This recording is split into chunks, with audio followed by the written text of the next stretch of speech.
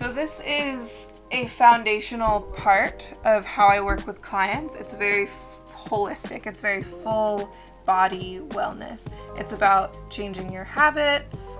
It's about changing your foods. It's about also, potential herbal regimen, and along with the work that we do together.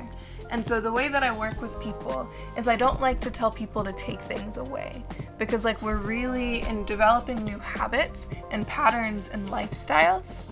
People have a really hard time when they're focused on things that they can't have and things that they have to change, So the way that I approach working with people and moving them into something that's more supportive for their body, mind, spirit wellness is just adding on to what they're already doing.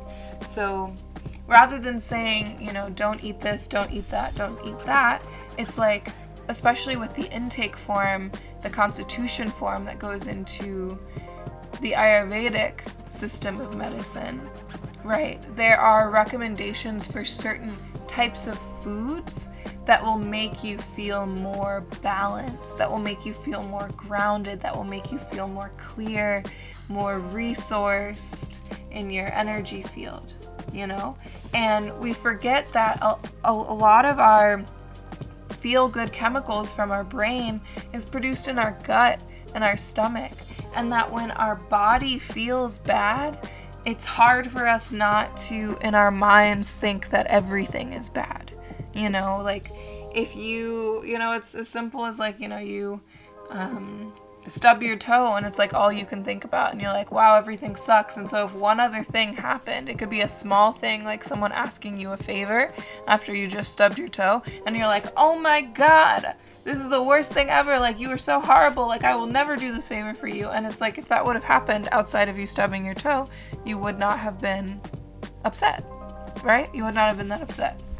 So we really have to address things in the body, and that comes from gentle shifting, right? And then once we see how much that gentle shifting is helping us, we're able to do more, right? And that's why I will often pair the herbal remedies and the regimens with diet and lifestyle recommendations, because once the herbs kind of help us to settle in and to ground into our bodies, and whatever our predominant very loud symptom is, it quiets that down for us, then we are more agreeable to making changes that can sustain that.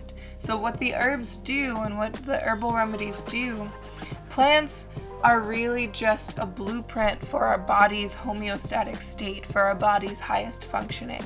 So when you have a physical imbalance, it's because something outside of you has become really, really dense and now in your field, and it has become this chronic imbalance, right? This physical symptom.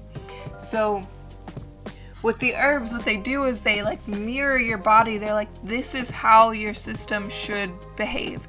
This is how your system should move. Look at this as an example for how your body should react to stress and stimuli in the world. And so if our body is getting that education, right? It's our body's in school, learning how to function in this way. And then we go to, okay, well, why did the body start functioning out of balance in the first place, right? It's because of diet, lifestyle, or some deeper trauma, So what we're going to do is we're going to make sure that this sticks by adding things to our diet that help our body stay in balance, So then we can keep doing the deeper work of okay, now let's do a lifestyle shift. Now that our body's feeling good, we've got some things in there. So now let's start creating more space for mindfulness so that you can actually learn why your body came out of balance in the first place. And then, we'll do more and more over time to just go deeper and deeper into this.